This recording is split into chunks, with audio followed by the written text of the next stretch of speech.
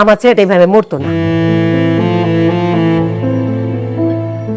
আচ্ছা, তাহলে আপনি আবার শুনুন। আপনার ছেলে একজন ডাক্তার ছিলেন, নিজের শরীর সম্পর্কে সে ভালো মতো কনসার্ন ছিল, কোনো দীর্ঘমেয়াদী রোগে সে মারা যায়নি। কি অবস্থা? এই তো ভালো আপু। বিশ্বাস করো আপু, তুমি যখন আবৃত্তি করছিলে গায়ে কাটা দিয়ে উঠছিল। তাই কি যে অদ্ভুত একটা মায়া আর মাদকতা তোমার গলায়। তোমার আবৃত্তি শুনলে একদম মুগ্ধ হয়ে যাই। Thank you so much. এসবই আসলে লেখকের গুণ। হাসান আরিফের কথা, তার কবিতার তো কোনো তুলনাই হয় না। আর তুমি আবৃত্তি করবে বলেই বোধহয় হাসান আরিফ কবিতা লেখে। আচ্ছা, এটা একটু বেশি বাড়াবাড়ি হয়ে গেল।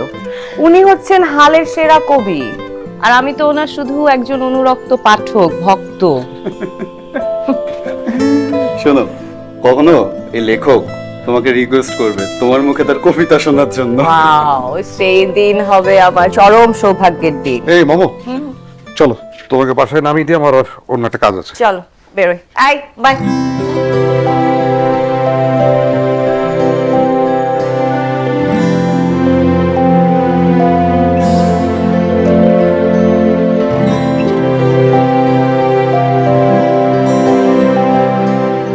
না খেয়ে থাকলে কি আপনার নাতি ফিরে আসবে? খেয়ে নিন। তোমার মতো আমি এত পাশান না।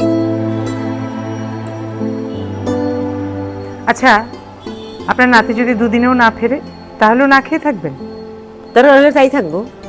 নাতি তো আমার বংশের প্রদীপ, তার মনও আমি বুঝি। তুমি কি করে বুঝবা? আমার ছেলেটারে তো। আচ্ছা মা, এই একই কথা শুনতে শুনতে আমার কান ঝালাপালা হয়ে গেছে, অসহ্য লাগে আমার।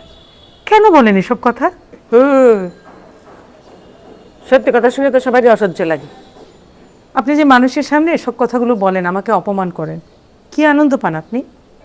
আমি যদি তখন এখানে থাকতাম, আমার ছেলেটার যত্নআত্তি করতে পারতাম। আমার ছেলেটা এইভাবে মরতো না। আচ্ছা, তাহলে আপনিও আবার শুনুন।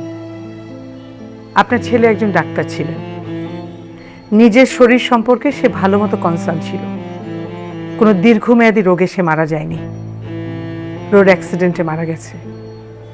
এই খবর পত্রিকা, টেলিভিশন সব জায়গায় দেখানো হয়েছে, মানুষ জেনেছে, শুনেছে, দেখেছে।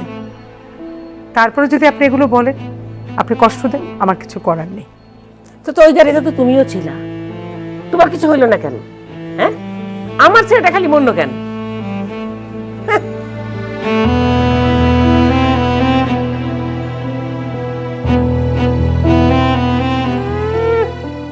আই বাবিতা, কই গেল মরলো?